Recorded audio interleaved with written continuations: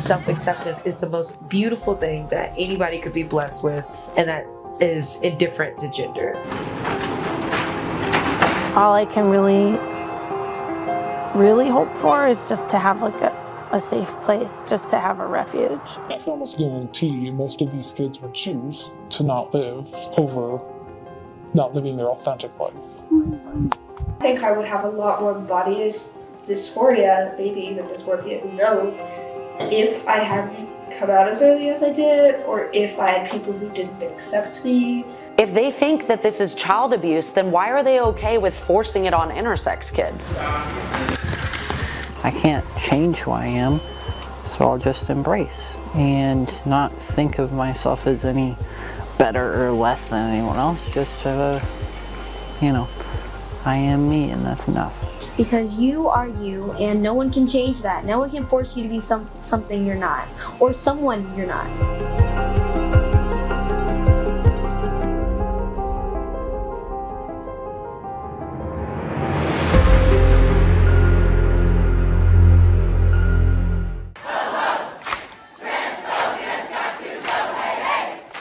During the past year, our journalists have followed and documented the lives of several LGBTQ+ Texans who now find themselves at the center of several legislative proposals under consideration. But even before some of these bills began to take life in the Senate and House, our top state leaders last year issued directives against providing gender-affirming care for minors. The governor ordered the State Department of Family and Protective Services to investigate such cases as child abuse. When did you know that you were a girl on the inside? I always knowed it. I always knowed it inside my heart. Though medical experts have testified that providing gender-affirming care for minors is critical, Senate Bill 14 would make it illegal for doctors to provide hormone therapy, puberty blockers, or certain surgeries for transgender children. Senate Bill 162 would make it illegal to change a minor's sex on their birth certificate, with exceptions only for clerical errors or if they were born intersex. And Senate Bill 12 would restrict drag performances around children. Statesman journalists have spent time in the past year with several LGBTQ Texans who are and would be affected by these bills if they were to become law. These are their stories. Yeah, because I wish we could just stay where we were. I wish Texas wasn't like that. But if it is, I feel a little relieved. It's such a tangle of things because, I mean, moving is always terrible. You know, everyone knows that. Moving's a nightmare. Yes. I'm already homesick, and we haven't even left yet. I had this dread in the pit of my stomach thinking about the legislature going back into session, and I was just like, I can't keep going through this. I can't live like this. And then it just seemed like, if it's just a matter of time, why not do our best to just go now?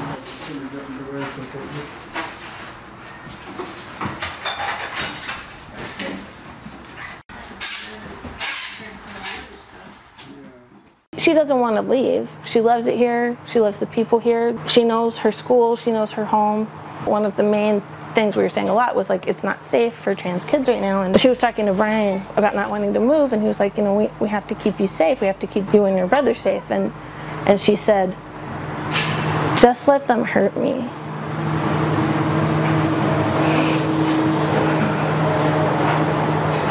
And when I heard about that, I was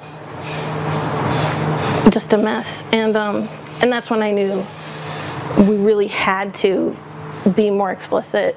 And she said, it's okay, I can handle anything as long as I have you, as long as we're together. And I was like, well, that's the whole problem.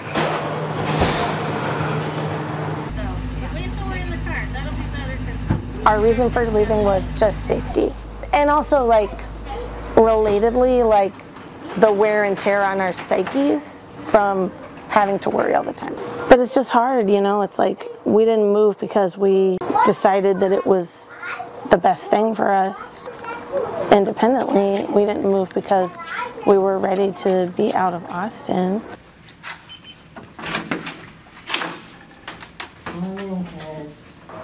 Well before we ever raised the possibility that this was something a person could be, our kid was consistently, insistently, passionately advocating for herself and telling us what was going on with her and communicating to us this was not optional for her. When did you know that you were a girl on the inside? I always knowed it. I always knowed it inside my heart. When I released it out, I told Mommy. And it was really important to me to tell Mommy. Made me happy, really happy. She grabbed this Minnie Mouse dress. I heard her say, I can do this. I can do this. I don't know when I've seen a human face that full of unmitigated pure joy. She said, I'm me, which was earth-shattering to us. We really became committed to we're gonna validate her, we're going to show her that she's accepted and that we're gonna let her do the things that make her happy. And at the same time, we are not going to push in any direction. This one day in the fall, she said, I'm a girl person. Can I be your daughter? That's not a small thing. That's not something you can just shrug off.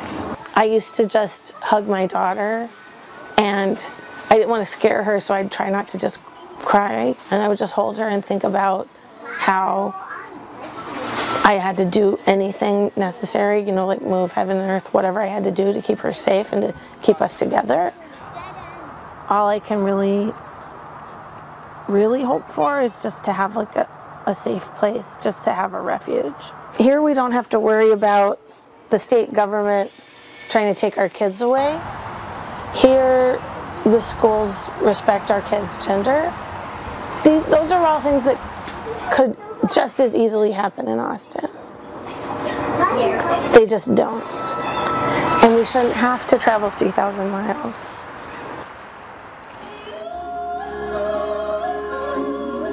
To me, drag is just another version of a musical or theater, because in theater you get to wear costumes and be another version of yourself or another character. And with drag, I can be other personas I have created in drawings or in my head. And I also expressing myself through music and my mom's makeup. I was a costumer and makeup artist for a long time. So they've been on sets inside wardrobe closets and have been a part of magic that I've made for other people for so long. I've discovered that with drag, I get to be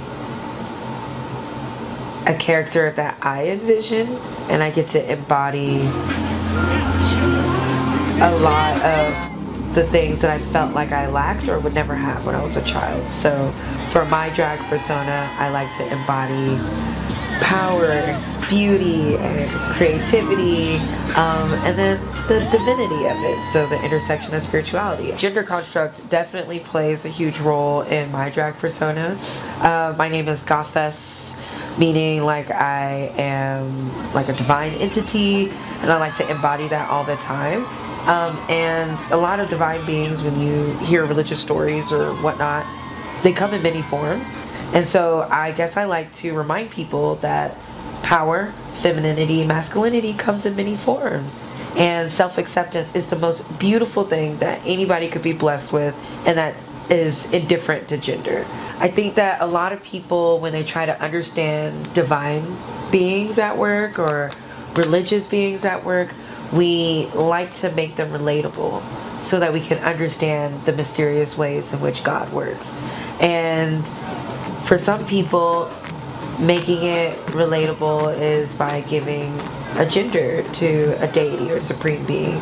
But I truly think that divinity has less to do with what humans think gender is and more to do with a cosmic power that gives us life and love and creativity.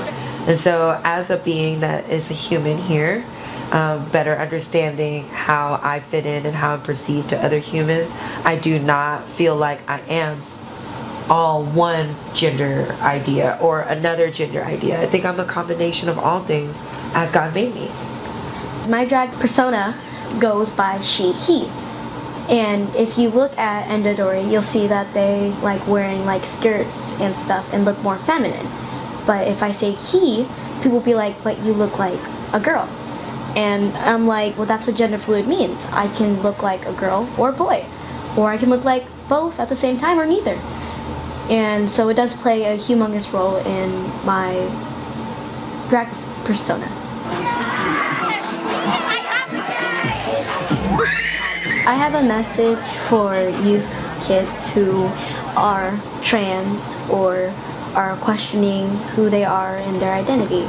It's okay for you to feel like this. You are not abnormal or weird personality or the way you dress, and that's okay because you are you and no one can change that. No one can force you to be something you're not or someone you're not. I think I would have a lot more body dysphoria if I hadn't come out as early as I did, or if I had people who didn't accept me, or if people just called me by the wrong pronouns all the time. It definitely would have taken a major toll. I really just need to be able to be accepted, to be comfortable, and to be happy, and to be sane. I had to spend time adjusting my expectations of who I dreamed my kids would be with who they actually were, but who they actually have become is so much better than what I could have imagined. This process of them exploring who they are and taking ownership of their identity has been really positive for both of my kids. I really enjoy feminine things, feminine clothing. I'm a man and I'm trans, but I experience dysphoria. But at the same time, I like feminine things and I like being feminine. I'll wear makeup, but mascara is a no. I'll put my hair up in nice little buns, but I have the like kind of shaved thing. I artificially deepen my voice a little bit, even though I'm like kind of a soprano. I have many friends whose kids went into medical intervention and became almost completely different kids, happier, more engaged in schoolwork, more engaged with their friends. And for the kids who do go through counseling and have it recommended and their doctors say this is life-saving treatments and give it to them, it really is life-changing. And just because that is not the path that seemed like it was necessary for my child at this time does not mean that every family should follow our path. No two kids' journey looks exactly alike through this. Wait, which one is 9 and which one is 6? I want to go on T, not because I'm like super uncomfortable and self-conscious and hating the body that I'm in, but because I would love a more masculine body. At this point, it's more about chasing gender euphoria than trying to stop gender dysphoria. It's so brave because it's hard to be, you know, even as a cis heterosexual person, to truly be your authentic self out in the world. We all carry these layers of protection and they're out there being themselves, and that's really beautiful. And that's something that my kids have really given as a way that I appreciate and that I admire about them, is having the strength to go out there and say, this is who I am and I'm going to be that person. First time he attempted to take his life, he was 9. And he just told me, I'm broken. But he couldn't tell me what that meant. He had some major depression, anxiety issues. And once he started T, the self-harm behaviors he had kind of had completely stopped. Puberty blockers helped some, but when he started T, he stopped cutting. He used to shower in the dark. It had been almost like 5 years of showering in the dark. And the first time he got to shower after his top surgery, I walked past the bathroom and I cried because the light was on. He could shower with the light on. And the first thing he said when they wheeled him out to me is, I'm free, Mom. But he was like, I don't want to live in Texas. He calls it the great state of hate. And he ran as fast and as far as he could. Now, I'm like, if it is possible, take your kids and run. My son has PTSD from just the bigotry he's had to deal with living here as a trans teenager. So if you can save your kids that, you should. And I can almost guarantee most of these kids would choose to not live over not living their authentic life. I know my son would have. You know, that was my option. Bury my child or do what was best for him. And every parent I know is trying to do what's best for their kid. In trying to fix something that wasn't broken in the first place, they broke me.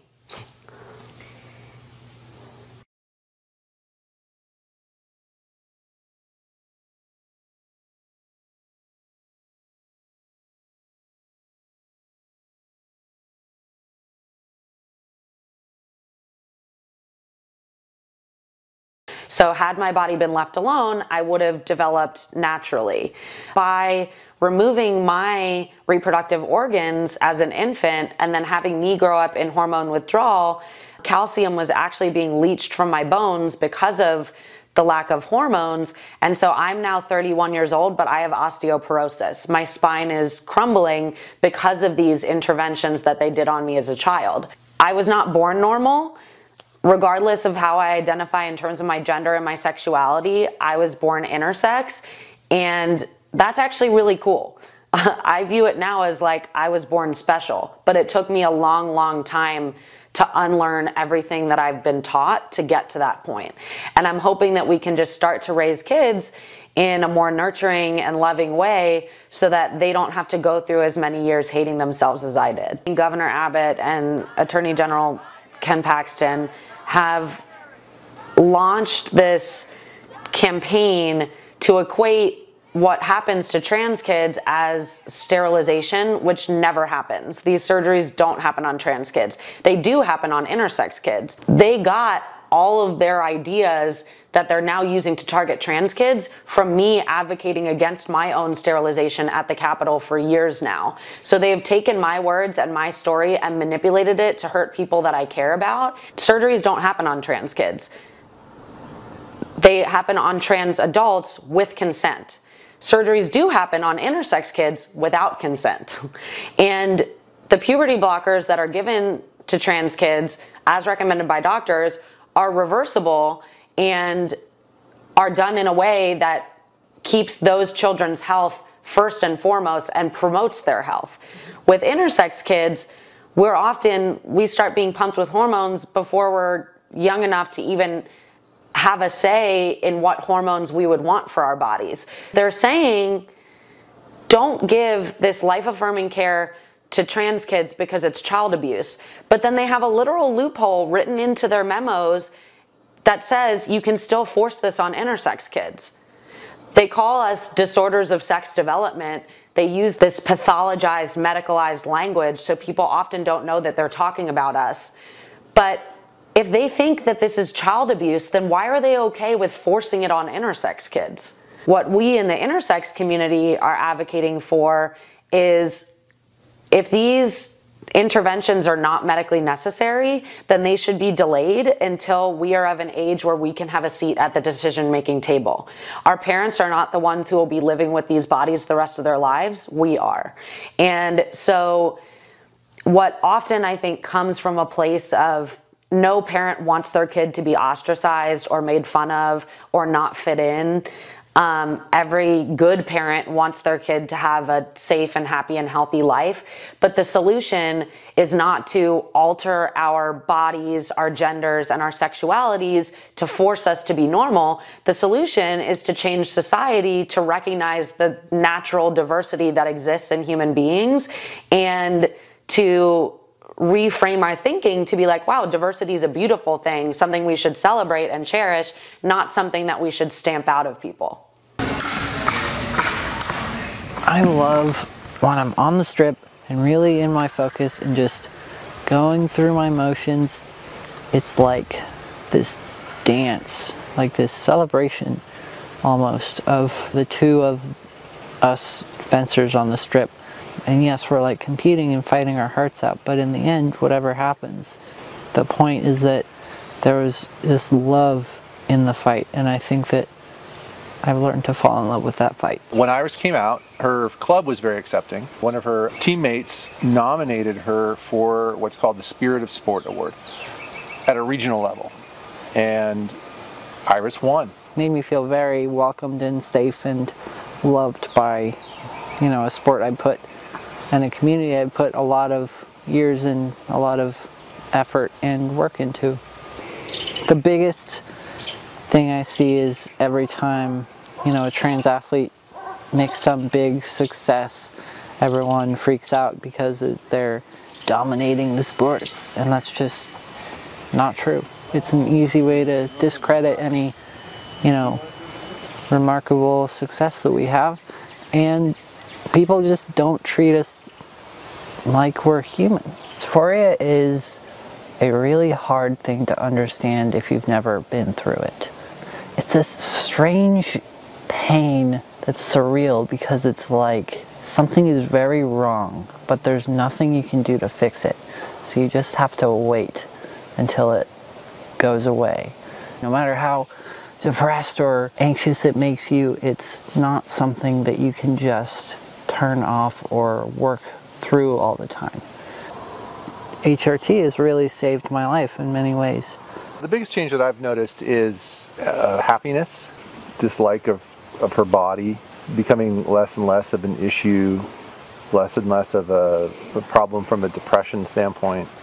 So for that reason, it's like, all right, well, if this is going to help me have a child that is happier just existing in this world and safer in terms of not wanting to do harm to herself in any way, then it's like, okay, well, that's worth it. That's worth it. I'm going to college in Wisconsin this year. I'm also going to fence on the women's team. Part of me is a little bit scared of that. People are very, very vicious to, you know, student athletes like me. I'll just take the hits as they come and do the best as I can. I can't change who I am, so I'll just embrace and not think of myself as any better or less than anyone else. Just, you know, I am me, and that's enough.